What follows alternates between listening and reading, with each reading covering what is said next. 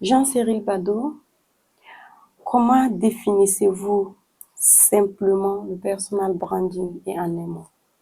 D'accord, merci Basserato. Le personal branding, on va dire que c'est une démarche intentionnelle et stratégique qui vise à permettre à un individu de se révéler.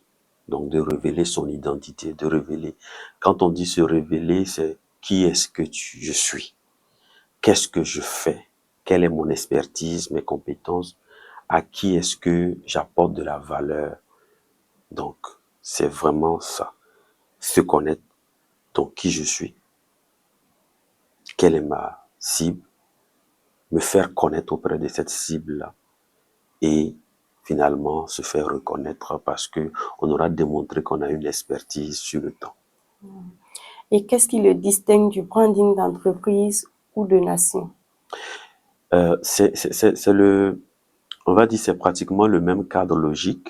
Le personal branding est issu du branding. Le branding, c'est l'art de construire et de promouvoir une marque.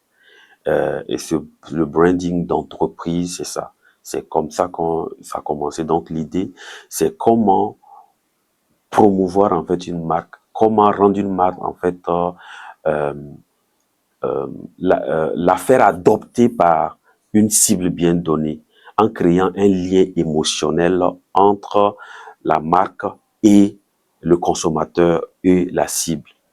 Le nation branding, c'est la même chose. Comment on positionne en fait un pays pour le faire en fait adopter par autant ses citoyens, mais surtout aussi véhiculer une image qui rend le pays attractif. Donc ça va partir en fait de l'identité même du pays.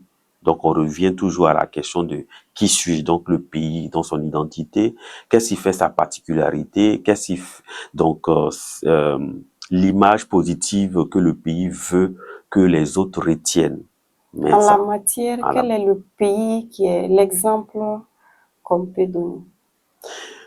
On cite très souvent en fait le Rwanda, en Afrique surtout. Pourquoi? Parce que on sait d'où est venu le Rwanda il y a des années, une décennie en arrière. Le Rwanda s'était présenté comme le pays, le no man's land, où personne ne voulait aller à cause de ce que le pays a reconnu. Mais quand le président est arrivé, il a voulu déconstruire en fait tout ce que le Rwanda projetait comme mauvaise image. Il a voulu retravailler en fait la cohésion sociale, et le sentiment en fait d'État-nation.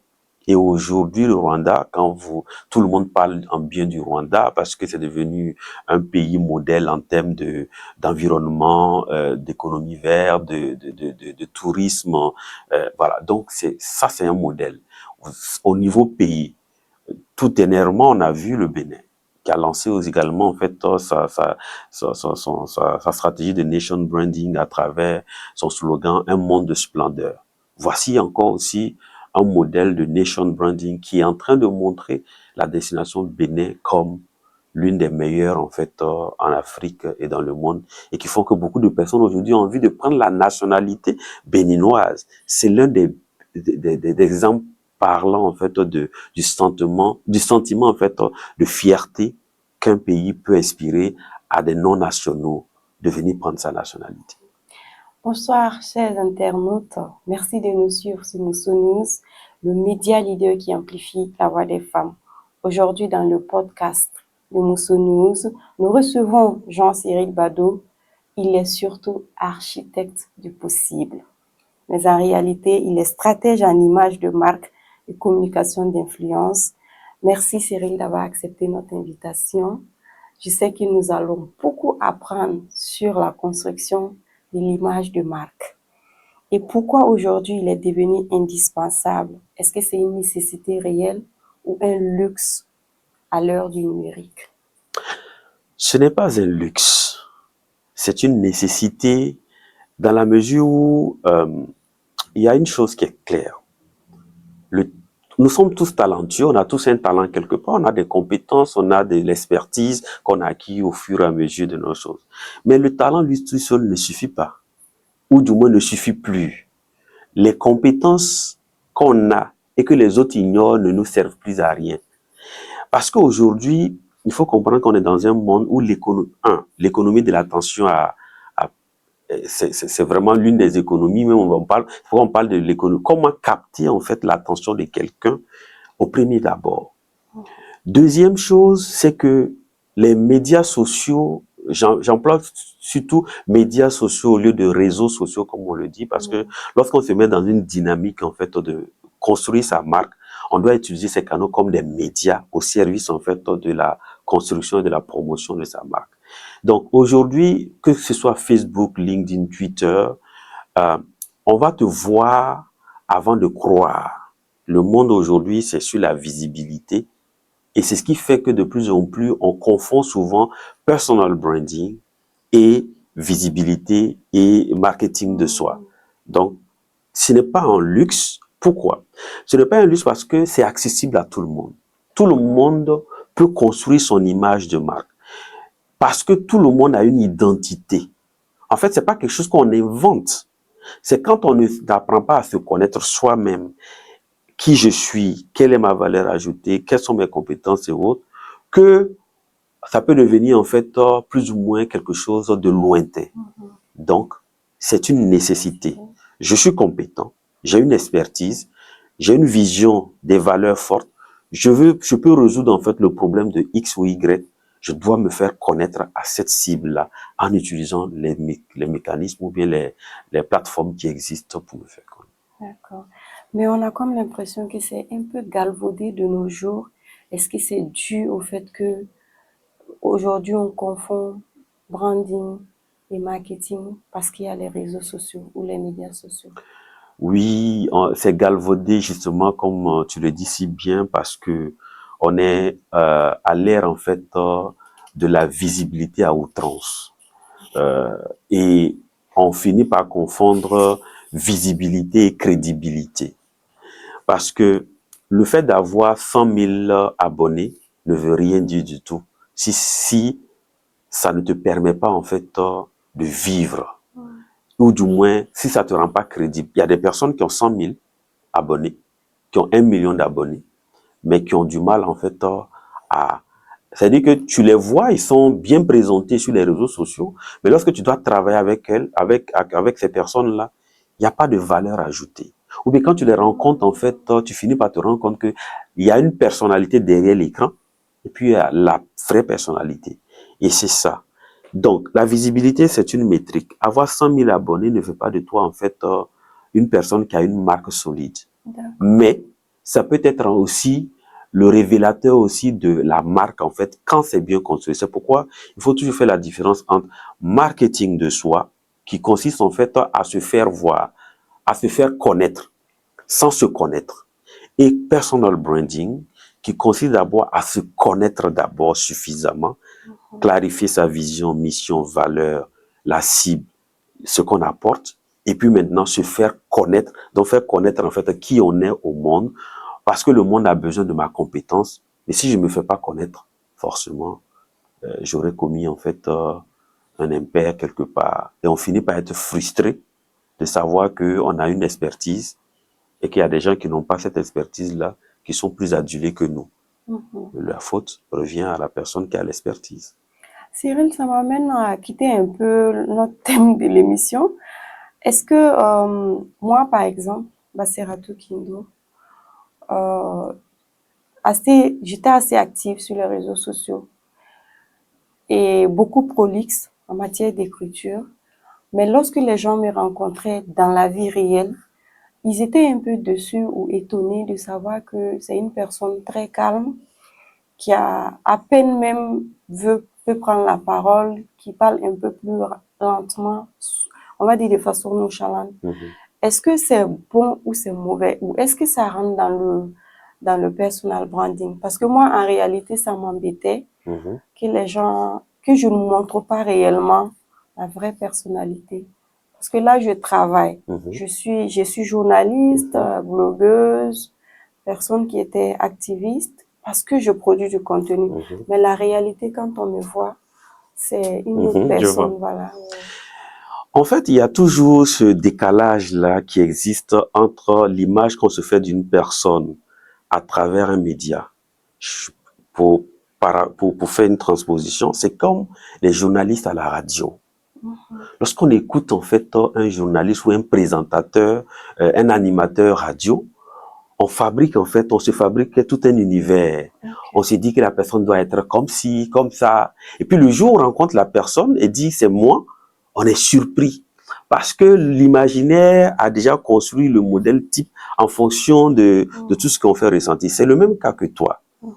Quand on voit tout ce que tu fais, quand quelqu'un n'a pas encore eu l'occasion de te rencontrer, de discuter avec toi, il voit tout ce dynamisme-là, il s'attend à une personne qui a une énergie en fait très forte, débordante. Mais quand elle te rencontre, elle se rend compte que non, ça casse en fait. Ce n'est pas mauvais en soi. Parce que une des choses, c'est la cohérence entre la vision, la mission, les valeurs, donc les actions. Ça veut dire que là où ce serait décevant, c'est que tout ce que tu prônes à travers les médias sociaux, tout ce que tu écris, tout ce que tu défends, lorsqu'on te rencontre dans la vraie vie, tu n'en fais rien de tout ça. C'est-à-dire, il y a des gens qui nous poursuivent, ils racontent des choses en fait sur Internet, mais dans leur vie même, ils ne vivent pas ça. C'est là où il y a incohérence entre l'image que tu projettes sur les réseaux sociaux et les choses. Mais si c'est ta personnalité, tu es introverti, tu es assez calme, tu n'es pas quelqu'un qui aime t'exposer, ça passe rapidement parce que la personne finit par se rendre compte que elle n'est pas chose, mais elle porte vraiment ça. Voilà. Donc, c'est ça. Donc, ça me rassure. Oui, bien sûr. On va revenir sur un autre thème, surtout qu'on parle de personal branding et femmes. Beaucoup de femmes sont compétentes, mais elles restent peu visibles. Comment on peut l'expliquer et quelles sont vraiment les barrières, les principales barrières? En fait, là, on est dans un volet, on peut faire la lecture à travers une lecture sociologique. Les femmes ont été socialement, en fait, leur construction sociale aujourd'hui, c'est qu'elle doit être en fait sage, elle doit être parfaite, elle doit faire bien son travail. C'est comme ça qu'on éduque la plupart du temps les filles. Elles grandissent avec ça, elles arrivent en entreprise, elles ont les compétences. Et c'est ce que on appelle souvent le syndrome en fait de la bonne élève. C'est-à-dire que tu es compétente à la maison, on te félicite quand tu fais un bon travail et tout. Donc quand tu arrives en entreprise, la femme se dit, j'ai des compétences, je me contente de faire mon travail, on va m'élever. C'est-à-dire que elle attend la validation de son supérieur ou bien de l'entreprise. Et c'est ce qui fait qu'elles sont peu visibles. Elles se contentent d'être de bonnes techniciennes, de bons agents. Mais elles n'ont pas appris en fait à se mettre en valeur. Parce que dans la société même africaine, je ne vais pas aller jusque-là parce que même dans la société africaine, on sait qu'il y a ce que la société africaine était avant la colonisation et ce que la société africaine est devenue après la colonisation. Mais un des sentiments ou bien un des constats qu'on fait, c'est que la femme, c'est pourquoi le dicton dit ce que la barbe dit au jour, ce sont les tresses qui lui ont soufflé la nuit. La femme doit être en fait dans l'ombre, l'antichambre. C'est elle en fait qui est dépositaire de la morale, des valeurs, des vertus. L'homme, c'est celui en fait qui parle sous l'arbre à l'arbre. Quand il a un problème à résoudre, il revient en fait prendre conseil et il repart. Et c'est ça qui est transposé sur une entreprise. Maintenant, il faut que les femmes apprennent que les règles du jeu ont changé. Le mécanisme est fait de sorte à invisibiliser parfois les femmes. Mais c'est à elles aussi de comprendre qu'on n'est plus à l'époque où avoir du talent, des compétences, faire bien son travail suffit. Ça ne suffit plus. Il faut apprendre intentionnellement. Donc, il faut faire la démarche stratégique. Donc, c'est ça le personal branding, de valoriser qui on est, de communiquer cela au monde. Parce que si toi-même tu dis pas ta part de vérité, les gens vont construire des vérités pour toi. Ils vont te faire dire en fait des choses ou bien véhiculer une image qui n'est pas la tienne. Voilà. C'est l'histoire du chasseur et du... Oui. Voilà, Et quels sont les éléments d'une marque forte, une marque personnelle forte? Et comment justement par où elle peut commencer à construire cette marque-là? les premiers éléments ou bien la démarche, elle est d'abord introspective. Très souvent, on communique avant, on met la communication avant. Donc, comme je parlais de la visibilité, on veut tous être vus avant de se connaître soi-même. Donc, les premiers éléments, la base, c'est la clarté. D'accord. J'appelle cela... La clarté avec soi-même. Oui. Les 3 C, j'aime utiliser ce triptyque-là, je parle de 3 C du branding. La clarté. Le premier C, c'est la clarté.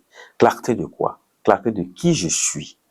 Ma vision, mission, mes valeurs, mon positionnement, comment je veux être perçu par rapport aux autres, mes compétences, mes talents. Je dois être clair là-dessus. Une fois que ça c'est clarifié, le deuxième C, c'est la cohérence. Cohérence entre qui je suis et ce que je fais et ce que je fais voir.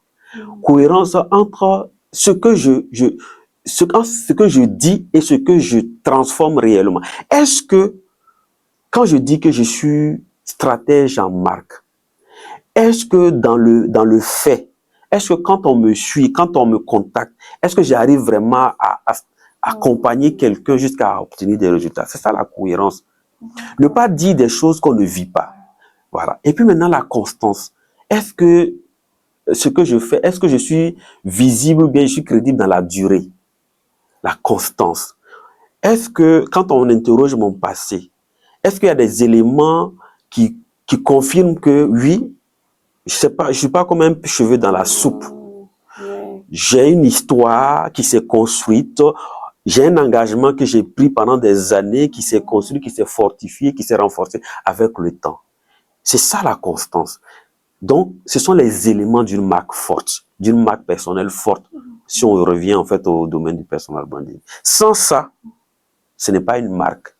Si vous voyez quelqu'un qui fait ça aujourd'hui, 2 ans plus tard, il change de domaine, il tombe dans un autre domaine.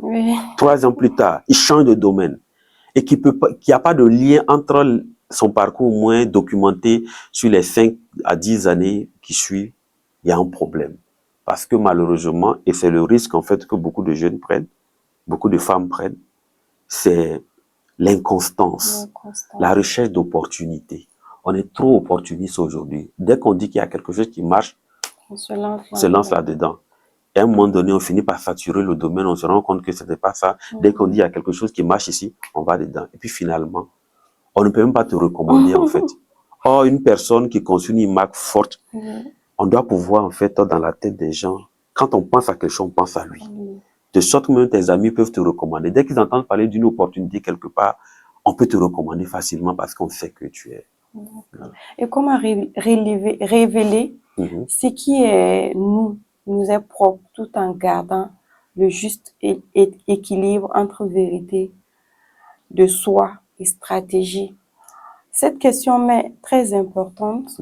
Pourquoi? Parce que vous l'avez dit tout de suite ici, la femme est éduquée de telle sorte que elle doit être l'être silencieuse, l'être silencieux. En tout cas, la personne qui, malgré ses talents, doit quand même cacher ça.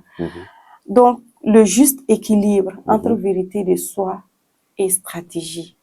Comment on peut révéler ça pour ne pas s'exposer? Parce que généralement, surtout que nous, on est dans Moussounous, quand tu vas vers les femmes, il faut parler, j'ai peur, je ne veux pas dire ça. Comment parler et puis rester soi-même de façon stratégique? En fait, cette question, elle est la conséquence en fait de celle dont on vient de parler, les fondamentaux d'une marque forte. Pour rester équilibré, il faut d'abord se connaître. D'accord. Toujours se connaître. Se connaître. En fait, c'est la base. Parce que même la confiance en soi, on ne peut pas avoir confiance en soi si on ne se connaît pas assez.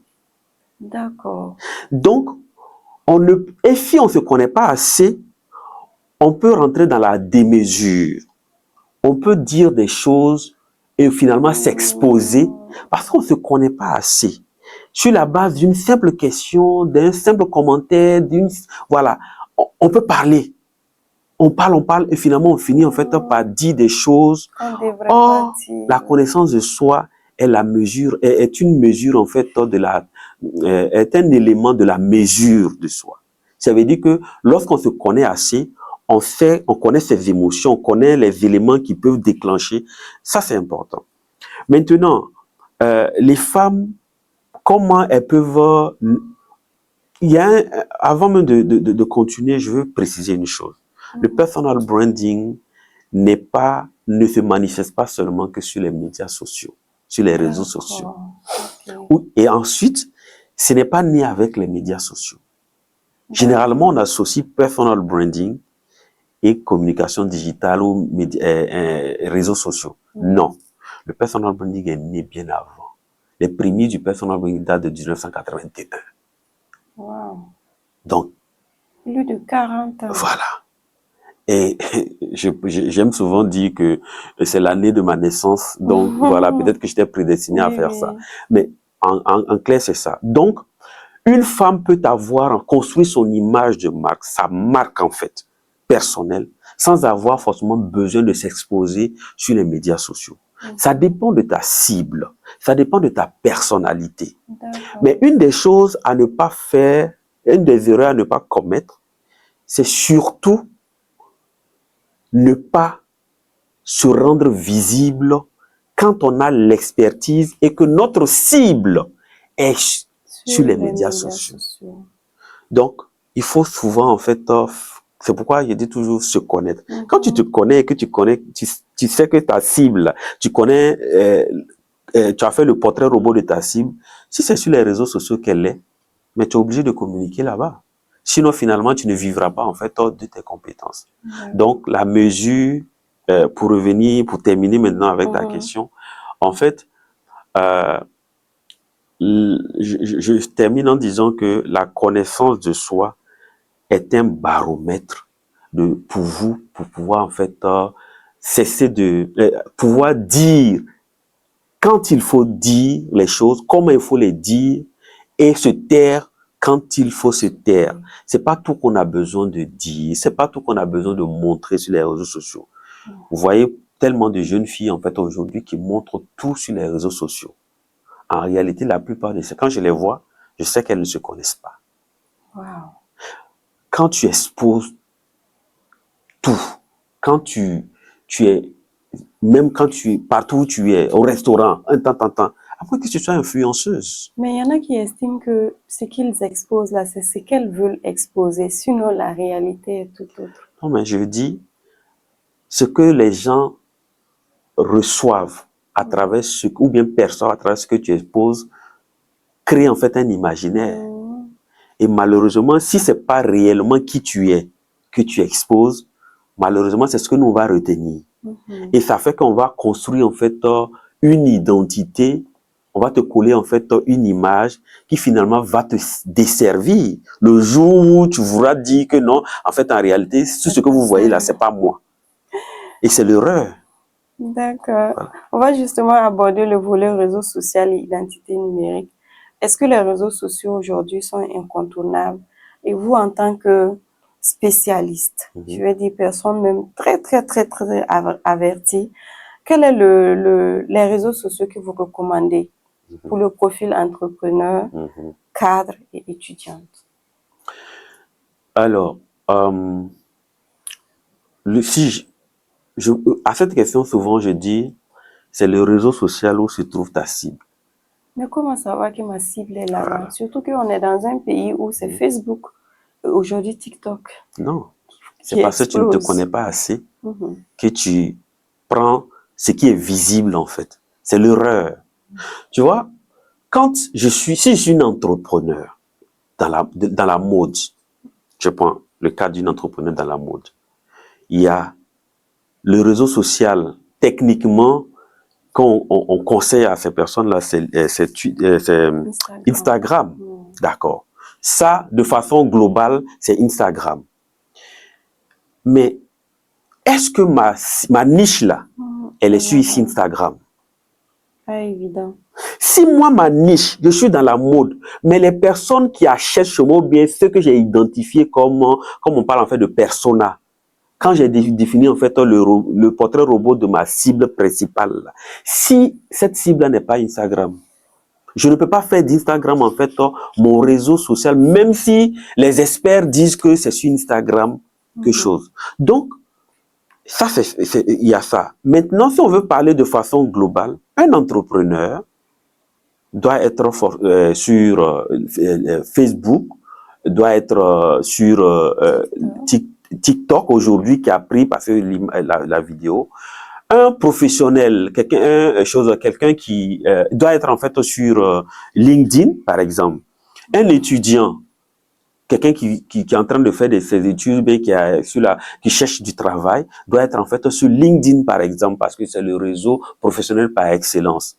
Quelqu'un qui est dans la musique doit être en fait sur les plateformes où on peut le découvrir, YouTube, TikTok, Instagram et autres, vous voyez.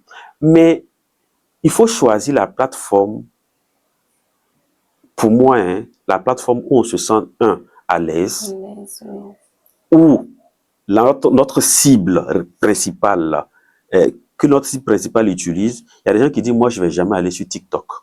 OK. Mais si ta cible est sur TikTok, il n'y a pas que tout ce que les gens disent là. Il y a des gens qui construisent en fait, voilà. Mais l'image qu'on a, la personne qu'on a de TikTok, c'est que là-bas, c'est tout ce qui est, voilà, amusement, voilà, et autres.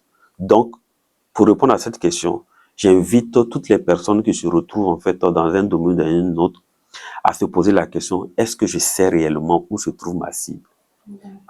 Quand tu fais ce travail, facilement tu vas le faire. Je n'aime pas trop dire, il faut forcément que tu sois ici. Je le dis, chacun en fonction de sa cible doit pouvoir définir en fait le réseau où il peut être. Et quelles sont les erreurs que les femmes commettent le plus souvent dans leur image en ligne? Les femmes ont plusieurs catégories. Et si je prends en fait les femmes d'un certain âge, les femmes matures, nos mamans, nos grandes sœurs, voilà, c'est ne pas être. Ne pas être suffisamment sur certaines plateformes où leurs compétences doivent en fait les poussent naturellement à y être. 2, ne pas les utiliser à bon escient. Et quand elles y sont, elles ne parlent pas souvent en fait de ce qu'elles font. Elles se contentent d'y être pour juste peut-être faire des publications d'ordre générique, général. C'est-à-dire souhaiter bonne fête, voilà, tant. Mais elles ne parlent pas en fait de ce qu'elles font. Elles vivent aussi la plupart du temps une erreur qui finit en fait par être quelque chose de dangereux pour leurs enfants. Elles se plaignent souvent que sur les réseaux sociaux, on n'a que de la légèreté. Or, elles-mêmes, elles y sont. Mais le problème, c'est que quand elles y sont, elles ne parlent pas de vertu. Elles ne parlent pas de leur expérience pour que les jeunes filles, leurs enfants qui les utilisent, puissent avoir des modèles. Elles ne jouent pas le rôle modèle, en fait. Or, ces jeunes filles ont besoin de modèles. Mais comme elles y sont, soit elles n'y sont pas, mais quand elles y sont, elles ne parlent pas de ça. Finalement, ce que les jeunes filles vont avoir comme modèle, c'est tous ces tonneaux vides-là, en fait, qui vont faire du bruit et autres. Ça, c'est pour les choses. Mais dans les jeunes filles, c'est la surexposition, en fait. C'est de ça qu'on parlait tout à l'heure. Il y a une surexposition qui finit par, en fait, par être dangereux pour leur carrière. Parce qu'il y a des choses, Internet, rien ne se perd. Il y a des personnes qui sont arrivées à un emploi, qui postulaient pour un emploi ou bien pour un marché et qui ont été juste écartées à cause d'une vidéo, à cause d'une image qu'elles ont publiée qui est en inadéquation avec les valeurs de la marque, par exemple, de l'entreprise ou autre. Donc, elles doivent faire très attention. Tout est permis, mais tout n'est pas utile. Sur les réseaux sociaux, on peut tout faire, mais il faut faire attention parce que rien ne se perd, rien ne se crée, tout se transforme. Et puis, ça peut se transformer, malheureusement, à ta défaveur. D'accord. On parle maintenant de leadership et confiance. Une femme peut-elle devenir une référence dans son domaine sans devenir influenceuse? Ah oui! Ah oui, on n'a pas besoin d'être influenceuse. Tout le monde n'a pas besoin d'être... Les influenceuses, normalement, c'est un métier. Ah bon, Oui, aujourd'hui? c'est un métier qui fait vivre, en fait, une femme, une jeune fille. Et c'est une stratégie. Ça se construit. En fait, quand on parle d'influenceur ou d'influenceuse, une influenceuse, c'est qui? C'est une personne, en fait, qui a développé, qui a une expertise, qui a une compétence, qui a développé une communauté et qui a la capacité de changer la manière, la perception, d'influencer, d'amener sa communauté à adopter un produit, un comportement X. C'est ça une influenceuse. Si tu n'es pas capable, en fait, de dire quelque chose et qui va changer la façon de faire, de penser d'une communauté, d'une personne, tu n'es pas influenceur. C'est-à-dire qu'il faut avoir des compétences dans la production de contenus digitaux. C'est ça, justement, il faut créer des contenus. Et ces contenus doivent être en cohérence, en fait, avec ton positionnement. Tu décides d'un positionnement X. Tu as une compétence dans un domaine, ainsi de suite. Ce qui me plaît, c'est que de plus en plus, ça commence à être régulé. Par exemple, on sait qu'en Chine, aujourd'hui, tu ne peux plus parler de sujets où tu n'as pas une expertise avérée. De plus en plus, ça vient. On commence à dire, pour être influenceuse, il faut... Voilà, il y a ça. Maintenant, la question, c'est oui, on peut être professionnel d'un domaine. Mais notre vocation n'est pas d'être influenceuse. Parce que ma vocation, ce n'est pas en fait de créer des contenus monétisables. Ma vocation, c'est que je suis expert dans un domaine. Je veux me faire en fait, je veux parler à ma cible. Donc, je peux construire mon image au travers ou à travers les médias sociaux sans forcément revêtir en fait la casquette d'influenceuse parce que c'est un métier. Moi, je dis, c'est un métier. Et ce métier répond en fait à des critères, à des règles. En branding, c'est un métier. Maintenant, on sait que dans la pratique, il y a beaucoup de dérivés, de dérapages et autres. Sinon, on n'a pas besoin tous d'être des influenceuses. Les femmes n'ont pas vocation à être forcément des influenceuses. Toi, tu n'es pas influenceuse. Non. Voilà, tu es une professionnelle voilà, donc tu fais, voilà. Quoique si tu voulais être influenceuse, si tu voulais en faire une carrière, tu pourrais le faire parce que tu maîtrises en fait les médias sociaux et autres. Voilà. On parle de confiance en soi, syndrome de l'imposteur. Cyril, comment oser prendre davantage la parole dans l'espace public, surtout à l'ère du numérique pour les femmes? Le syndrome de l'imposteur, c'est l'un des syndromes en plus de, on va dire même qui découle même du syndrome de la bonne élève.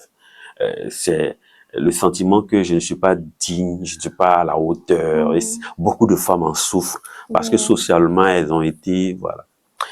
Mais pour prendre la parole, il faut plus, en fait, l'erreur que les gens font ou les femmes commettent, c'est de ramener la chose à soi. J'estime, hein. C'est pourquoi ça les bloque. Ah, qu'est-ce qu'ils vont penser de moi et tout. Non. On brise, on arrive à sortir du syndrome de l'imposteur lorsqu'on a appris à se connaître et à définir en fait une cible et quelque chose qu'on doit faire pour aider cette cible-là à changer de vie, à changer des choses.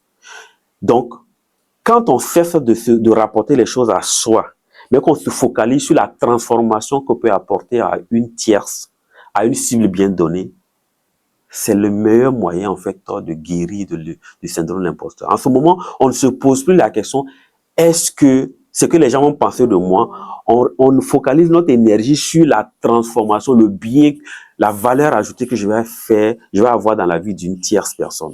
Et je pense que c'est le meilleur moyen pour une femme de guérir en fait, ou bien de sortir du syndrome de l'imposteur. Parce que d'ailleurs, pour la petite histoire, ce n'est pas seulement que les femmes qui vivent ça.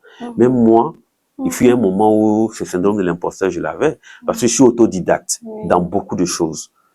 Et à un moment donné, je me sentais pas légitime de parler de certaines choses, jusqu'à ce que mes résultats sur le terrain, les témoignages que je reçois du fait que j'ai accompagné quelqu'un, que j'ai accompagné une entreprise et que on finit par me convaincre en fait, en réalité, c'est même parce que je n'ai pas un diplôme dans quelque chose, mais j'ai l'expertise parce que je me suis formé en utilisant en fait d'autres moyens. Voilà. Donc, c'est souvent ça aussi qui voilà. Il faut plus regarder le résultat qu'on voilà, on Ok, obtient. oui, Et ça d'accord. va nous permettre, en fait, de sortir du syndrome. Et en quoi une marque personnelle forte peut aider une femme à trouver des opportunités professionnelles pour développer son entreprise? Oui, vous savez, il y a un dicton, il y a une référence qu'on cite souvent, on dit qu'en marketing, avant d'acheter le produit, on achète le vendeur. C'est une vérité. Écoutez, euh, deux cafés ont le même goût, sont faits à base en fait des mêmes fèves de café. Mais il y a un qui coûte en fait, la tasse coûte en fait 20 000. Et puis l'autre coûte 500 francs. C'est une image, mais ça existe. Starbucks coûte excessivement cher, mais c'est le même café. Oui, c'est vrai. Pourquoi? Parce que on a travaillé la perception. Je vous ai dit au départ que le branding, c'est comment on arrive à construire en fait un lien émotionnel, à établir un lien émotionnel entre le produit, donc la marque, et la cible. Comment on crée un univers qui permet qui fait rêver en fait. Vous voyez? Donc, pour qu'une femme arrive en fait à comment une marque personnelle qu'une femme développe peut l'aider à avoir des opportunités. Vous savez, avant de t'apporter en fait une opportunité, il y a ce que les gens font. Quand ils entendent parler de toi, ils vont aller en fait chercher des informations. Oui. Si je dois te rencontrer, tu envoies un dossier pour un financement ou bien pour un emploi. Aujourd'hui, tous les chasseurs de tête ou bien les agences de recrutement et autres font ça. Dès que tu déposes ton dossier, ils vont te googliser. Ils vont aller sur Google, taper ton nom. Ils vont aller sur Facebook, taper ton nom. LinkedIn, taper ton nom. Pour chercher en fait à recouper un certain nombre d'informations. Parce que ce n'est plus tant le diplôme. C'est pas que le diplôme n'est pas important. C'est une base. Mais au-delà du diplôme, il veut voir la personnalité derrière. Et l'image que tu projettes finit en fait par convaincre les gens que tu es quelqu'un de crédible. Tu as une personnalité qui peut permettre à l'entreprise de pouvoir changer. Donc, avoir une bonne image est toujours courant. Et ça ne date pas d'aujourd'hui. Même dans le temps, en Afrique, pour que quelqu'un te donne sa fille à marier, il fallait que la famille dont tu es issu là, soit irréprochable. Pour que même quelqu'un accepte que tu maries la fille de tel, on partait voir comment, c'est-à-dire qu'on faisait une enquête. Est-ce que la fille là vient d'une famille respectable? Comment était sa maman? Parce que tout ça, ça comptait. Ça veut dire que vous voyez, quand on parle de image de marque, il ne faut pas aller trop loin. Il faut entendre réputation. L'image de marque dont on parle là, quand on parle de personal branding, de tout ces termes qu'on utilise là, le dénominateur commun, c'est la réputation. Quelle réputation tu as? Est-ce que ta réputation, elle est positive ou bien elle est négative? Est-ce que ton histoire, là, tu as des éléments palpables qui font qu'on peut te croire? Est-ce que tu as la compétence nécessaire? C'est ça. Si ta réputation n'est pas bonne, tu ne pourras jamais avoir un bon travail. Malgré ton diplôme. Malgré ton diplôme. Parce que si toutes les entreprises par lesquelles tu es passé là, tu traînes en fait la réputation de quelqu'un qui n'est pas crédible. Même si tu es compétent, peu de personnes vont vouloir travailler avec toi. Voilà. Donc c'est aussi simple que ça. Construire son image de marque est un gage, est une garantie de se faire en fait, d'augmenter même la valeur perçue. Moi, aujourd'hui, je sais que par exemple, si je dois accompagner quelqu'un, quand la personne elle va aller sur Internet, taper mon nom, avant que je n'arrive là, elle se dit déjà que ce monsieur-là, il y a quelque chose à voilà, c'est-à-dire qu'il y a un prix que je ne peux pas. Avant, je ne pouvais pas le faire. Il y a 5 ans en arrière, je ne pouvais pas le faire. Mais aujourd'hui, je facture. C'est parce que ma valeur perçue a augmenté en fonction de les preuves, voilà, des compétences que j'ai, mais surtout les preuves que je fournis. D'accord. Voilà. Cyril, on va observer une petite pause et on revient pour terminer avec un exercice pratique.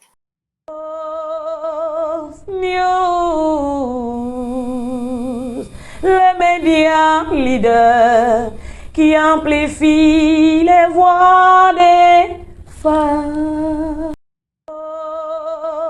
News, les médias leaders qui amplifient les voix des femmes. Vous êtes au podcast de Mousso News. Aujourd'hui, nous recevons Cyril Bado, l'architecte du possible. Avec Cyril, tout ce qui est impossible est possible, surtout dans le personal branding. Et Cyril, on va terminer cette émission avec un cas concret. D'accord. Une jeune étudiante burkinabé qui veut devenir une référence dans 5 ans. Quels sont vos 3 conseils prioritaires? D'accord. Ça, c'est un bon cas pratique qui permet en fait de résumer un peu ce qu'on a dit. La première chose que je dirais à cette personne, c'est de ne pas attendre d'avoir l'expertise pour commencer à documenter. J'ai un triptyque que j'utilise souvent, c'est d'abord éduquer, inspirer, documenter. Éduquer, ça veut dire quoi? Il faut éduquer en fait ta cible, ta communauté. Tu es étudiante, un cas très simple. Pas un cas, tu es étudiante en médecine. Tu vas pas attendre d'avoir en fait ton diplôme en médecine pour commencer à montrer que tu es étudiante en médecine, que tu t'intéresses au bien-être des gens. La spécialité que tu veux faire, commence pendant que tu es encore en première, en deuxième, en troisième, en quatrième année, à parler de ça sur tes réseaux sociaux. Commence à t'intéresser socialement à des cas comme ça. C'est-à-dire que va à l'hôpital, va souvent en fait ça. Quand dans le quartier, il faut qu'on sache déjà que on sente vraiment que ça t'intéresse. Tu as un engagement pour ça, jusqu'à ce que tu finisses par avoir le diplôme, la spécialisation. Donc c'est ça, éduquer. Et quand tu fais éduquer, facilement va venir en fait inspirer. Parce que ce que tu as commencé aujourd'hui, 5 ans plus tard, tu n'es plus au même niveau. Du coup, tu commences à inspirer en fait. Quand ils vont tomber sur toi, ou bien quand on va raconter ton histoire, ou bien quand tu arrives à une conférence, ou bien tu arrives en fait à un emploi, si on quitte le domaine de la médecine, qu'on tombe, c'est dans tous les domaines. Hein. Quand tu arrives en fait devant un recruteur et qu'il te pose la question de savoir pourquoi c'est toi qu'on doit choisir. C'est toujours cette question qu'on pose. Pourquoi c'est toi qu'on doit choisir? Là, il s'agit plus en fait de réciter ton CV. Tu auras une histoire à raconter. Vous devez me choisir parce que ça fait près de 10 ans que je suis dans le domaine. Avant d'avoir le diplôme, je m'intéressais déjà à ça. Voici quand j'étais en première année, j'ai fait telle chose, j'ai participé à telle chose. Voici quand j'étais en deuxième année, tant. Donc, tu as une histoire qui corrobore que tu es une personne engagée dans ce que tu défends. Donc, ça, c'est la chose. Ensuite, il faut, une fois on fait ça, donc il ne faut pas attendre d'avoir le diplôme, la compétence réellement pour commencer, il faut documenter. Maintenant, donc ça demande aussi de clarifier.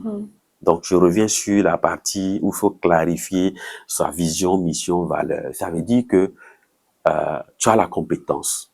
Quand tu arrives au niveau professionnel, 5 ans plus tard, il faut t'asseoir, faire une introspection pour vraiment clarifier ta vision, ta mission, tes valeurs, ta cible. Ce travail-là doit être fait. Si tu ne peux pas le faire toi seul, fais-toi aider. Demande en fait autour de toi, qu'est-ce qu'ils reconnaissent en toi depuis qu'ils te connaissent là. Si moi je demande à Bassiratou aujourd'hui, il y a 5 ans ou il y a 10 ans qu'on se connaissait, aujourd'hui, qu'est-ce qui a évolué, les gens peuvent dire en fait aussi. Donc, les retours, il faut avoir les retours en fait de tes proches. Vous savez, rapidement, quand j'accompagne quelqu'un, il y a ce qu'on fait, il y a ce qu'on appelle en fait l'évaluation. On va demander à la personne d'envoyer au moins 10 messages à 10 personnes pour leur demander comment est-ce qu'ils la décrivent, qu'est-ce qu'ils voient en elle, ainsi de suite. À des gens qui te connaissent, à des gens qui ne te connaissent pas forcément intimement et autres. Bref, c'est pour dire qu'il faut documenter, il faut faire un recueil de perception. Et troisième chose, à cette personne-là, après avoir commencé maintenant à travailler à documenter, après avoir clarifié sa vision, mission, valeur, il faut agir. Il faut agir. Il faut agir. Ouais, Il faut agir. c'est pas simple. Je trouve que l'action est l'une des est un déterminant de la réussite. Ça veut dire que même quand tu penses que tu as le diplôme, que tu as l'expertise, il ne faut jamais cesser en fait d'agir. L'action là, c'est même quand tu dors, tu dois être en train de réfléchir à la prochaine étape. Quand tu as une réussite aujourd'hui, tu dois être en train de réfléchir à la prochaine étape. Parce que si on dort sur ses lauriers, on peut connaître un succès. Oui. Et puis ça se stagne là. On a eu beaucoup de personnes qui ont connu en fait un succès à un moment donné de leur vie. Des artistes, des entrepreneurs qui ont eu de gros marchés à un moment donné. Et puis, ça s'est arrêté là. Parce qu'on n'a pas anticipé en fait. D'accord. Voilà. 3 femmes africaines qui ont réussi leur personal branding et qui est inspirant. Ça peut être lesquelles? 3 femmes. Il y en a tellement quand tu dis 3 femmes africaines. J'ai envie de parler de la Nigériane Chimamanda Ngozi. Voilà. L'écrivaine. L'écrivaine. Pourquoi? Parce que elle a décomplexifié en fait le féminisme qui était trop chose. Elle a ramené ça en fait au point même où elle a été samplée par Beyoncé. C'est-à-dire qu'une des chansons de Beyoncé ou Wonder Girl, elle a utilisé en fait un discours de choses.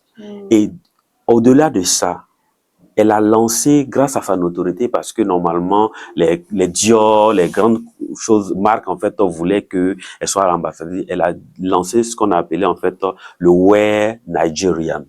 Ça veut dire que, au niveau de, elle a propulsé, en fait, ce mouvement-là, qui invite, en fait, les gens à consommer, en fait, Nigeria. Et donc, dans toutes ses apparitions publiques, elle est toujours, en fait, habillée en Nigeria. C'est une référence, en fait. Ça, c'est au niveau africain, on va dire au niveau anglophone. Si on revient, en fait, en francophonie, si je prends le Burkina Faso, on va revenir au Burkina Faso. Vous savez, une dame comme Madame Mariam Lami Zana, un thème qui a été d'ailleurs notre Fafel leader social en 2018. Pourquoi? Tapez son nom n'importe où. C'est une référence en matière de lutte contre les mutilations génitales féminines. C'est un engagement de cœur qu'elle a porté. Elle est reconnue au monde aujourd'hui comme une qui a permis de faire avancer cette cause-là. C'est ça aussi une image de marque, une marque en fait personnelle qui transcende en fait les choses. Tu prendrais en fait une personne comme Apolline Traoré. Dans le domaine en fait du cinéma burkinabé africain, elle a imprimé en fait sa marque en fait là-dedans. Elle est reconnue pour ça. Tu prends dans le domaine d'impact social, la mentor des mentors, une dame comme Bintou Diallo, qui n'est pas forcément visible. Toutes les personnes que je cite, c'est pas des gens en fait, c'est pour dire que en réalité, c'est pas sur les réseaux sociaux, voilà. Mais c'est des personnes qui ont une marque forte. Il suffit de parler de leur nom, on dit ah oui, cette dame-là, cette dame-là, cette dame-là. Voici en fait une personne aujourd'hui, à travers son programme Coach Moi, elle est dans la transmission.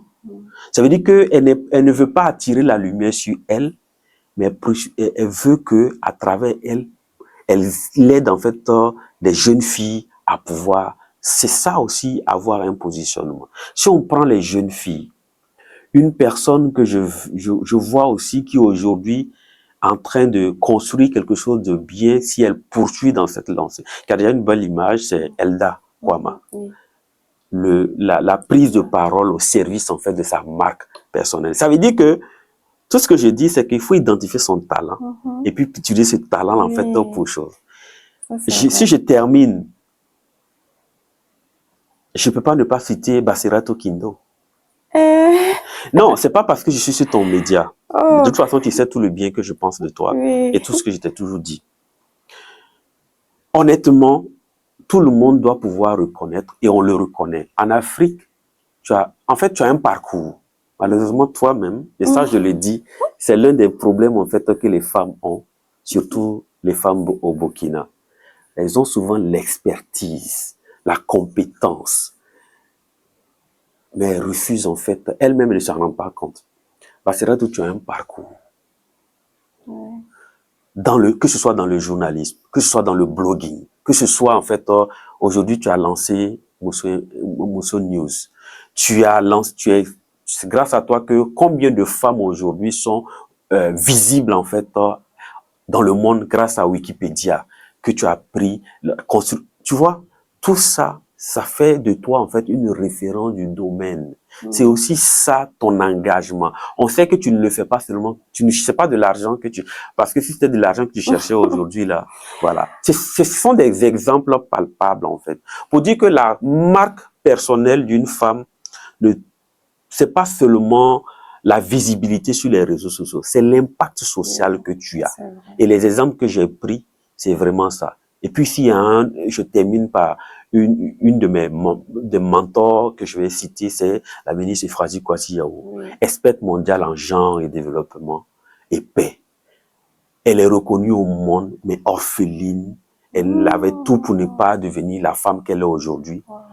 Mais le dénominateur commun de tout ça, c'est de dire que, et pour l'expérience que j'ai, je vais terminer par ça, c'est que toutes ces personnes-là, c'est des personnes qui savent réellement qui elles sont et qui ont un engagement, en fait, total dans ce qu'elles font. Et très profond. Très profond. C'est pas des gens qui font aujourd'hui, demain, non, non, non. Elles ont pris fait et cause pour quelque chose. Il y a une constance toutes ces années. Quand vous prenez Madame Lamizana, depuis même aujourd'hui, avec son âge, elle est tout le temps engagée. Bintou, ça fait combien d'années qu'elle coach, en fait, les gens. La ministre Fouazi, ça fait 40 ans pratiquement qu'elle est là-dedans. Donc, voilà des exemples, en fait, de femmes africaines qui sont des marques fortes. Il y en a tellement, mais je ne peux pas tous les citer. Et pour terminer, beaucoup de femmes attendent d'être parfaites avant de se montrer. Si chaque femme était une marque, quelle qualité elle devait cultiver en priorité pour inspirer confiance et laisser un impact durable? Quelle qualité? La question, c'est ça. L'authenticité. L'authenticité. La cohérence. La cohérence confère l'authenticité. En fait, quand on est vrai, quand on accepte d'être vrai, quand on travaille à être vrai, c'est la meilleure qualité, en fait, qui peut inspirer. Parce que l'inspiration vient de la confiance. On ne peut pas avoir confiance en quelqu'un qui ne se connaît pas elle-même assez. On ne peut pas avoir confiance en quelqu'un qui n'est pas authentique, qui n'est pas vrai. Parce que être authentique, c'est être crédible. Ça veut dire ce que tu dis dehors, là, tu le vis. On le voit se manifester. Ce n'est pas que ta parole, il y a tes actions, il y a ton attitude. Tout le monde a des défauts, certes. Mais lorsqu'on est authentique, ça veut dire que quand on interroge 10, 15, 20 personnes, il y a une chose que toutes ces 20 personnes-là vont dire qui va te recouper, en fait, à la personne. Donc, s'il y a une valeur, un élément, un actif, je vais appeler ça comme ça, un actif de marque, c'est l'authenticité. Être vrai. Mais on ne peut pas être authentique si on n'a pas appris à se connaître, si on n'a pas appris, en fait, à se faire aussi connaître en faisant connaître ce pourquoi on se bat. Et j'ai cette phrase-là que je me dis, on ne devient pas une référence en se faisant connaître. On devient une référence en faisant connaître ce pourquoi on se bat. Wow. C'est quand les gens finissent par identifier, par reconnaître la cause pour laquelle tu te bats là, la solution que tu vas apporter à l'humanité, que tu deviennes une référence, mais pas en étant visible, en étant survisible, si je peux dire ça. Non, c'est pas ça.